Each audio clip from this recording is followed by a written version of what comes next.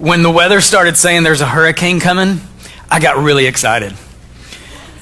I know it's dumb, but listen to me. The reason I got excited was I'm from Arkansas and I've never been through a hurricane. Like we just have tornadoes where you're sitting in your house 1 minute and the next minute, like your house is gone and you're standing out in your underwear and most of your house is on a Waffle House parking lot, like across the interstate.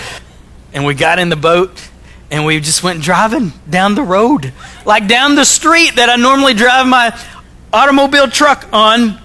We were just cruising down the street like it was that gum river.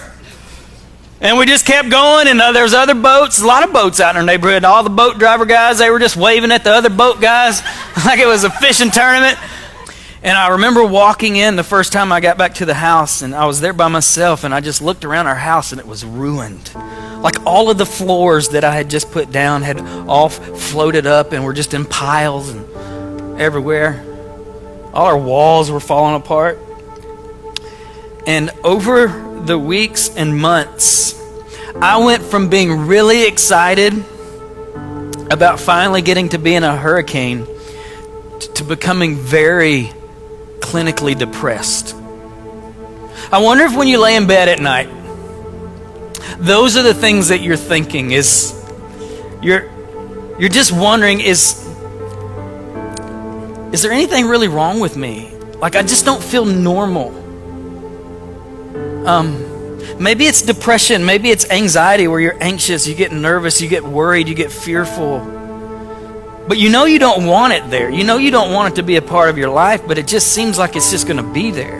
Now just imagine, okay, this is fixing to get weird, but just imagine if the doctor went in and he took a keyboard in and he took the keyboard and he went in and he did a little procedure where he took this keyboard and he just plugged it into the brain of these little babies. Gross. That's so gross. But just imagine. Just plugs it right in. Doc just makes a little slot right there. Like a bloop, and just plugs it in. And then watch this. Then just starts like programming, just like writing code. And putting stuff in the baby's brain. And for the rest of this little baby grows up, and for the rest of its life, you know what's going on is somebody's putting programs in this little baby's brain. Because that's what's actually happening without the keyboard being plugged up to your head. But from the time you were born, everything that you have seen and heard and felt and smelled has been putting programs into your brain. And so I'm just carrying this thing around with me everywhere. And every bad thing that happens, I type it in, it goes in my brain, and it goes and finds all the other things that have gone wrong with me. And they all high five, and they hug it out, and they're so excited because they all love to hang out and talk all day long about me being a loser, about me being a failure, about how I'm probably never going to amount to much. And then Harvey hits. And after all the fun stuff happened when I was sitting in my living room by myself at 2 o'clock in the morning,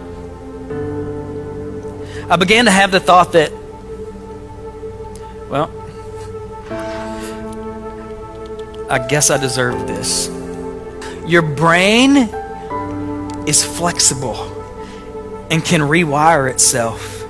And you don't have to be, for the rest of your life, Darren, you don't have to be caught up in the negative, thinking you're a loser, you're a failure, and you deserved your home to get destroyed. You've got to protect your keyboard from other people. Here's what I mean by that. You have to be very careful who you're listening to, what you're watching, and whose opinion matters to you. You can start writing a whole new story for your life. And my story is going to be a beautiful story that brings hope to guys like you, to girls like you, A story that brings hope, that says you don't have to stay there. You don't have to be like that. You don't have to lay in bed every single night in fear and worry. You don't have to wake up and be stricken with panic because of all the junk that you know you're going to have to deal with that day. You can write a new story.